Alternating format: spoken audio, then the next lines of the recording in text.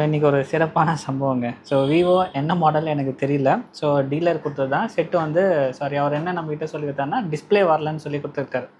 அவர் already புது display போட்டு try பண்ணியிருக்காரு. பட் டிஸ்பிளே வரல.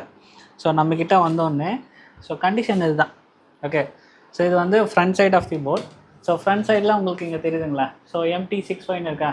அப்போது இது வந்து ஒரு 3G ப்ராசஸர் இங்கே ஒன்று இருக்குது. அதே மாதிரி பேக் சைடில் நான் செக் பண்ணுறேன். ஸோ என்ன இருக்குது, இங்கேயும் ஒரு ப்ராசஸர் இருக்குது, MT68ன்னு இருக்குது. It's 5G processor. ஓகே. அப்போ இந்த ஃபோனில் வந்து 2 ப்ராசஸர் கொடுத்துருக்காங்க. ஓகே. ஸோ இதில் ஒரு ப்ராசஸர் தான், MT68 தான் இந்த போர்டுக்கானது. ஸோ நம்ம ஆப்போசிட் சைடில் நம்ம பார்க்குறோம் இல்லையா, MT65.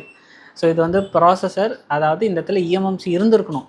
வேறு ஏதோ ஒரு கடையில் பார்த்துருக்காங்க, பழைய EMMC இல்லாததால் புதுசாக ஒரு ஐசியை வச்சு கொடுத்துட்டாங்க. ஸோ 3G ப்ராசஸர் வச்சு கொடுத்துட்டாங்க. ஓகேங்களா?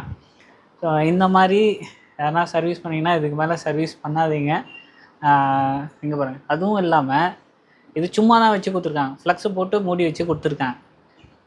ஓகே. EMMCயில் ஒரு ட்ராக் இல்லை, எல்லாமே டேமேஜ். ஓகே.